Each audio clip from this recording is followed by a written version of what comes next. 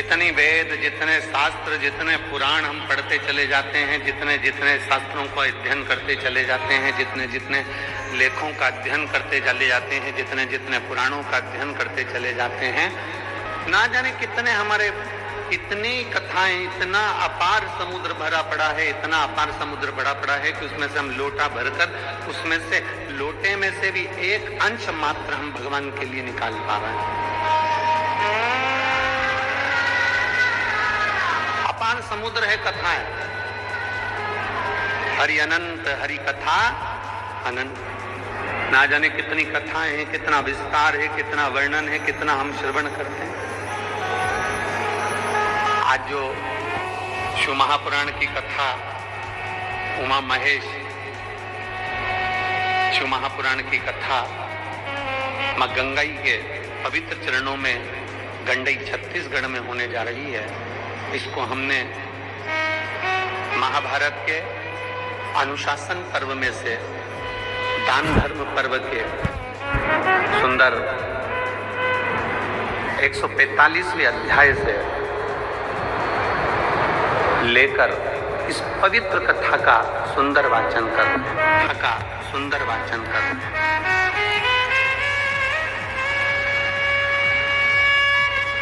महाभारत के अनुशासन पर्व में जो दान धर्म पर्व है, उस पर्व के सुंदर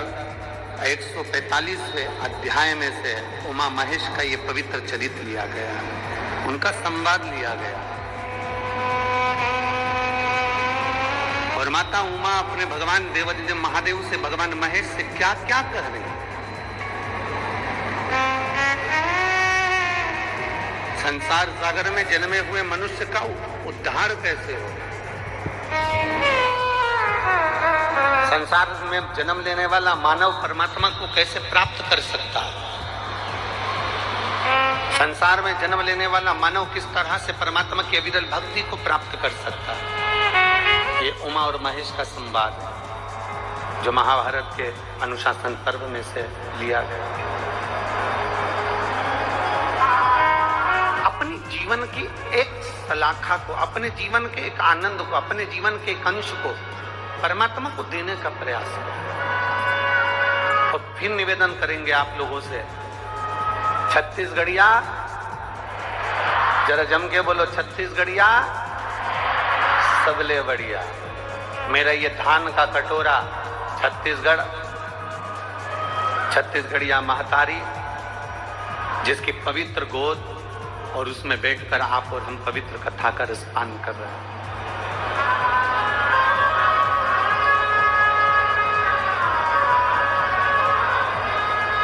शिव महापुराण की कथा कहती है, बाबा को एक लोटा जल देने के लिए आप जा रहे हैं,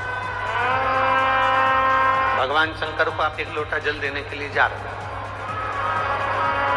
आप शिव जी को जल देने जा रहे हो तो आप लोगों ने,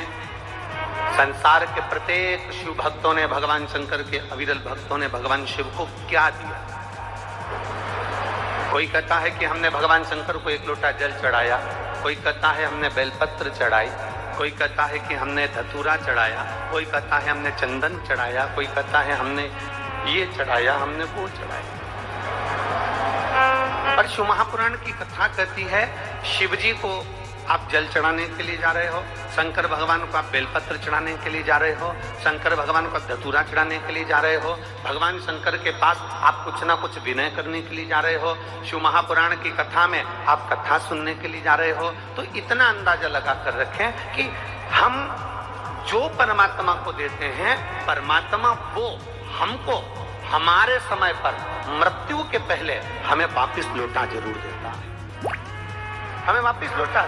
हमारा परमात्मा हमको वापिस देता ही है, हमें प्रदान करता ही है। अब ईमानदारी से बोलना, तुमने भगवान शंकर को जल चढ़ाया, तुम्हें जल की कामना नहीं, भगवान शंकर को तुमने बेलपत्र चढ़ाई, बेलपत्र की कामना नहीं, तुमने भगवान शंकर को धतूरा चढ़ाया, धतूरे की कामना नहीं, तुमने भगवान शंकर को सबसे ज्यादा जल चढ़ाने में तुम गए, लोटा लेकर, जल लेकर, तुम भगवान शंकर के पास बेलपत्र लेकर गए, तुम भगवान शंकर के पास पुष्प लेकर गए। इस जाने में घर से निकलकर भगवान के मंदिर में पहुंचना, भगवान के मंदिर में बैठना, जल चढ़ाना, कथा सुनना, भगवान की मंदिर में झाड़ू पोछा करना, इसमें कितना समय लगा? किसी का आधा घंटा, किसी का 15 मिनट, किसी का 20 मिनट, किसी का 1 घंटा, किसी का 2 घंटा, किसी का 2.5 घंटा। जितना समय आपने परमात्मा को दिया जल चढ़ाने में, जितना समय आपने भगवान को दिया कथा सुनने में, जितना समय आपने भगवान को दिया बेलपत्र चढ़ाने में, शंकर भगवान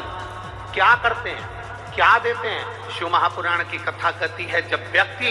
वेंटिलेटर पर पड़ा होता है, जब व्यक्ति आईसीयू में पड़ा होता है, जब व्यक्ति हॉस्पिटल में पड़ा होता है, तब उसके घर के लोग भगवान से प्रार्थना करते हैं, बाबा इनको थोड़ा सा समय दे दीजिए, बाबा थोड़ा सा समय देकर इनको ठीक कर दीजिए। हम बाबा से ये नहीं कहते कि बाबा इनको कुछ दे दीजिए, हम कहते हैं कि इनको ठीक कर दीजिए, इनको थोड़ा समय और दे दो। बच्चे कुंवारे हैं, बच्चों की शादी नहीं हुई, छोटे बच्चे हैं, बाबा इनको ये तकलीफ है, बाबा इनको ठीक कर दो। अर्थात हम परमात्मा से हम कुछ और नहीं मांग रहे, हम परमात्मा से मांग रहे हैं तो बस बाबा हमने तेरे मंदिर में जो समय दिया, बाबा हमने तेरी कथा में जो समय दिया, बाबा हम तेरी चौखट पर आकर जो 1 लोटा जल समर्पित करे, बाबा हम तेरे मंदिर में आकर जो झाड़ू पोछा करे, बाबा इतनी कृपा करना कि हमारे आने पर कथा सुनने में हम 2.5 घंटा, 3 घंटा, 2 घंटा, हमने जितनी जगह कथा सुनी, हमने जितनी बार जल चढ़ाया, हमारे जल चढ़ाने में जो समय लगा, तेरे मंदिर में आने में जो समय लगा, तेरी कथा सुनने में जो समय लगा, हे मेरे भोलेनाथ वो सारा समय तू इकट्ठा कर लेना और एक काम करना कि अंत समय प्रभु आना पड़ेगा और वचन दिया। मेरी छत्तीसगढ़ की जीजियों को और मेरे जीजाओं को, मेरी बेटी और बेटाओं को जो आता है वो साथ में बोलने का प्रयास करा करो और किसी से डर कर नहीं, अलमस्त होकर बोला करो। अंत समय